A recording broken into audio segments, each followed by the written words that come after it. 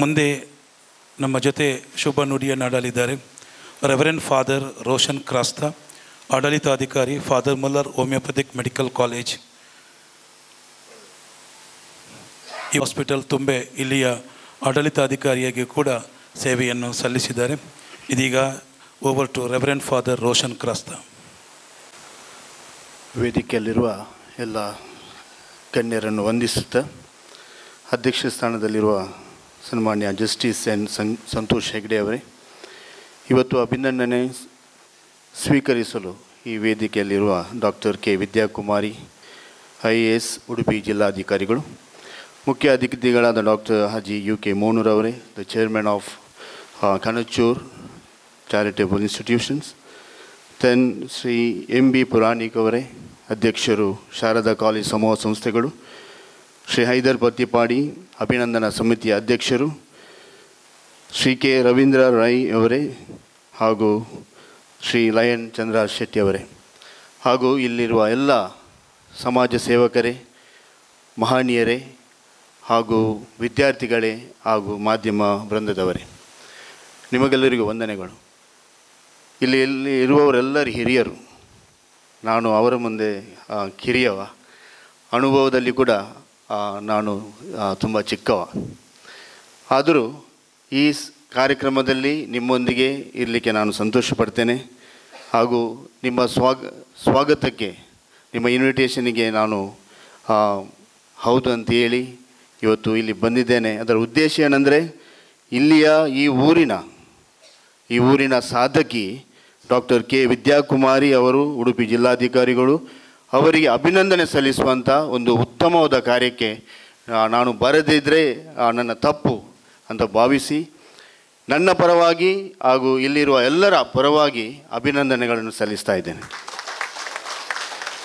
ಹಾಗೂ ಈ ಅಭಿನಂದನಾ ಕಾರ್ಯಕ್ರಮವನ್ನು ಏರ್ಪಡಿಸಿದ ಅಭಿನಂದನಾ ಸಮಿತಿಗೂ ಕೂಡ ಅಭಿನಂದನೆಗಳು.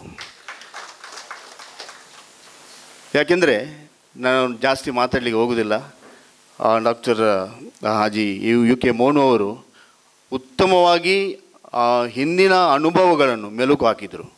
ಹಿಂದಿನ ಪರಿಸ್ಥಿತಿ ಹೇಗಿತ್ತು ಮತ್ತು ಇಂದಿನ ಇತಿಹಾಸ ನಮಗೆ ತಿಳಿದರೆ ಮಾತ್ರ ಮುಂದಿನ ಪೀಳಿಗೆಗೆ ಏನಾದರೂ ಸಾಧಿಸಲಿಕ್ಕೆ ಸಾಧ್ಯ ಆಗ್ತದೆ. ಅವರ ಅನುಭವ ನಿಜವಾಗಿಯೂ ಐ ಅಪ್ರಿಷಿಯೇಟ್ ಯುವರ್ ಎಕ್ಸ್ಪೀರಿಯನ್ಸ್.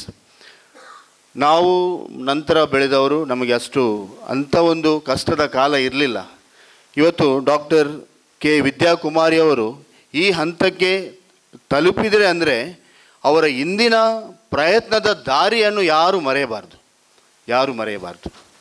ಅವರಿಗೆ ಕೇಳಿದರೆ ಮಾತ್ರ ಗೊತ್ತಿರ್ಬೋದು ಅವರು ಎಷ್ಟು ಕಷ್ಟಪಟ್ಟಿದ್ದಾರೆ ಈ ಒಂದು ಉತ್ತಮವಾದ ಸರಕಾರಿ ಹುದ್ದೆಯನ್ನು ಅಲಂಕರಿಸಲಿಕ್ಕೆ. ಇವತ್ತು ನಾವು ಹೇಳ್ಬೋದು, ಚಪ್ಪಾಳೆ ತಟ್ಬೋದು, ಎಪ್ರಿಷಿಯೇಟ್ ಮಾಡ್ಬೋದು, ಒಳ್ಳೆಯದು ಮಾಡಿದ್ದೀರಿ, ನಮ್ಮ ಊರಿನ ಹೆಮ್ಮೆ, ನಿಮ್ಮ ಸಾಧಕಿ ಅಂತ ನಾವು ಅವರ ಮುಖಾಂತರ ಹೆಮ್ಮೆ ಪಡ್ಬೋದು. ಆದರೆ ಅವರು ಪಟ್ಟಂಥ ಕಷ್ಟ ಮತ್ತು ಶ್ರಮ ನಾವು ಯಾವಾಗಲೂ ಮರೆಯಬಾರ್ದು. ಅವರು ನಮಗೆ ಒಂದು ದಾರಿಯನ್ನು ಮಾಡಿಕೊಟ್ಟಿದ್ದಾರೆ. ಆ ದಾರಿಯಲ್ಲಿ ನಮಗೆ ಮುಂದೆ ಹೋಗಲು ಏನೂ ಕಷ್ಟ ಆಗೋದಿಲ್ಲ. Because already there is a way created. ಪೂಜ್ಯ ದಲೈ ಲಾಮರವರೊಮ್ಮೆ ಹೇಳ್ತಾರೆ, ಒಳ್ಳೆಯತನವನ್ನು ಏನಂತೂ ನಮಗೆ ಗೊತ್ತಿರಬೇಕಾದ್ರೆ ನಾವು ಇನ್ನೊಬ್ಬರ ಒಳ್ಳೆಯತನವನ್ನು ನೋಡಲಿಕ್ಕೆ ಪ್ರಯತ್ನ ಪಡಬೇಕು ಅಂತ. ಸೊ ಇವತ್ತು ನಾನು ಹೇಳೋದು ಒಂದೇ, we need to appreciate all the goodness in others. ಬೇರೆಯವರ ಜೀವನದಲ್ಲಿ ಇರುವಂಥದ್ದು ನಮ್ಮವರಿಗೆ ಹೌದು, ಶ್ರೀಮಾನ್ ಹಾಜಪುರ ಅವರಿದ್ದಾರೆ. ಸೊ ಸ್ವಾಗತ ಬಯಸ್ತೇನೆ ನಿಮಗೆ ಎಲ್ಲರ ಪರವಾಗಿ. ಅವರು ಕೂಡ ಮಹಾನ್ ಸಾಧಕರು, ಅವರು ಕೂಡ ನಮ್ಮ ಈ ಊರಿಗೆ ಕೀರ್ತಿಯನ್ನು ತಂದಿದ್ದಾರೆ. So before I wind up, ನಾನು ಮುಗಿಸುವ ಮೊದಲು ಒಂದೇ ವಿಷಯ ನಾನು ಹೇಳೋದೆಂದರೆ, ನಾವು ಯಾವಾಗಲೂ ಬೇರೆಯವರ ಒಳ್ಳೆಯತನವನ್ನು ಗುರುತಿಸಲಿಕ್ಕೆ ಪ್ರಯತ್ನ ಮಾಡುವ.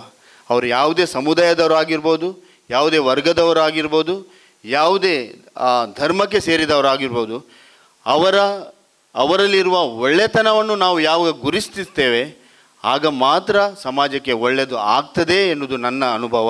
ಮತ್ತು ನಾನು ಕೂಡ ಅದನ್ನೇ ಆಶಿಸುವಂಥದ್ದು. ಪ್ರತಿಯೊಬ್ಬರಲ್ಲೂ ನ್ಯೂನತೆಗಳು ಉಂಟು, ತಪ್ಪುಗಳು ಆಗ್ತವೆ. ಆದರೂ ಅದನ್ನು ಪರಿಗಣಿಸದೆ ಯಾವಾಗ ಒಳ್ಳೆಯವರು ಒಳ್ಳೆತನ ಮಾಡ್ತೇವೆ, ಸಾಧನೆ ಮಾಡ್ತಾರೆ, ಅದನ್ನು ಗುರುತಿಸುವುದು ಈ ಸಂದರ್ಭದಲ್ಲಿ ಅತಿ ಹೆಚ್ಚು ಅಗತ್ಯ ಅಂತ ನಾನು ಭಾವಿಸ್ತೇನೆ. ಇಂದಿನ ನಮ್ಮ ಸಮುದಾಯದಲ್ಲಿ ಕೂಡ ಹಾಗೆ, ಕ್ರೈಸ್ತ ಸಮುದಾಯದಲ್ಲಿ ಕೂಡ ಹಾಗೆ, ಯಾರು ಕೂಡ ಸರ್ಕಾರಿ ಹುದ್ದೆಗಳಿಗೆ ಹೋಗಲಿಕ್ಕೆ ಮನಸ್ಸಿಲ್ಲ, ಯಾರು ಕೂಡ ಹೋಗಲಿಕ್ಕೆ ಬೇಡ. ಏನಂದರೆ ಡಿಗ್ರಿ ಮಾಡೋದು, ಯಾವುದೊಂದು ಕೋರ್ಸ್ ಮಾಡೋದು ಮತ್ತು ಇನ್ಸ್ಟೆಂಟ್ ಮನಿ, ಹಣ ಈಗಲೇ ಬರಬೇಕು, ಸ್ಯಾಲರಿ ಈಗಲೇ ಬರಬೇಕು ಅಂಥ ಒಂದು ಪ್ರಯತ್ನ ಮಾಡೋದೇ ಹೊರತು ಕಷ್ಟಪಟ್ಟು ಪೋಸ್ಟ್ ಗ್ರ್ಯಾಜುಯೇಷನ್ ಮಾಡಿ ಸರ್ಕಾರಿ ಹುದ್ದೆಗಳನ್ನು ಸ್ವೀಕರಿಸಲಿಕ್ಕೆ ಯಾರಿಗೂ ಅದು ಪೇಷನ್ಸ್ ಇಲ್ಲ. There is no patience at all.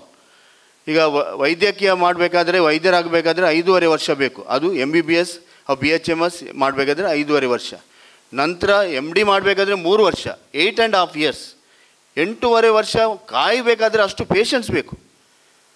ಯಾಕೆ ಎಲ್ಲರೂ ವೈದ್ಯರಾಗೋದಿಲ್ಲ, ಯಾಕೆ ಇಂಜಿನಿಯರ್ಗಳು ಆಗೋದಿಲ್ಲ? ಬಿಕಾಸ್ ಈ ಇಂದಿನ ಪೀಳಿಗೆಗೆ ಮಕ್ಕಳು ಮತ್ತು ಯುವಜನತೆ ಅವರಿಗೆ ಇನ್ಸ್ಟೆಂಟ್ ಸಕ್ಸಸ್ ಬೇಕು.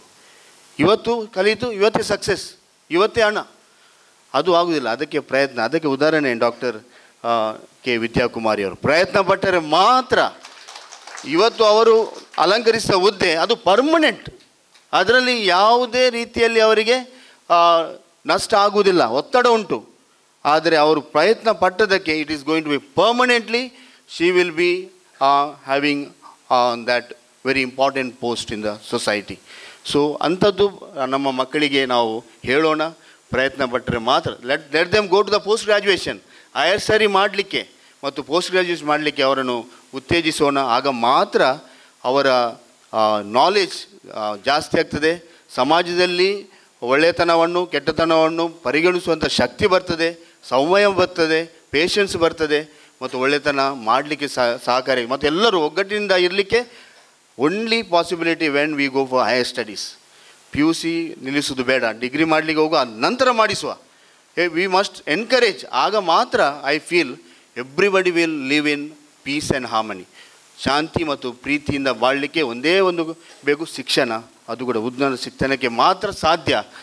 ಅದು ನಮ್ಮ ಮಕ್ಕಳಿಗೆ, ಯುವಕರಿಗೆ ನಾವು ಹೇಳೋಣ ಅಂತ ಹೇಳಿಸ್ತಾ ನನಗೆ ಅವಕಾಶ ಕೊಟ್ಟದ್ದಕ್ಕೆ ಧನ್ಯವಾದಗಳು. ಸೊ ಮೇಡಮ್ ಅವರೇ, so wish you all the best. May God bless you. You are a wonderful job to the society. ಒತ್ತಡ ಇದ್ದರೂ, ಟೆನ್ಷನ್ ಇದ್ದರೂ ನೀವು ಮಾಡುವಂಥ ಕೆಲಸ ನಿಜವಾದದ್ದು ಸಾಧನೆ. ದೇವರು ನಿಮಗೆ ಒಳ್ಳೆಯ ಆರೋಗ್ಯ, ಆಯುಷ್ಯ, ನೆಮ್ಮದಿ, ಪ್ರೀತಿ, ಶಾಂತಿ ಕೊಡಲಿ ಅಂತ ಬೇಡುತ್ತಾ ಮತ್ತೊಮ್ಮೆ ಅಭಿನಂದನಾ ಸಮಿತಿಗೆ ಧನ್ಯವಾದ ಹೇಳುತ್ತಾ 2 ಮಾತು ಮುಗಿಸ್ತೇನೆ. Thank you.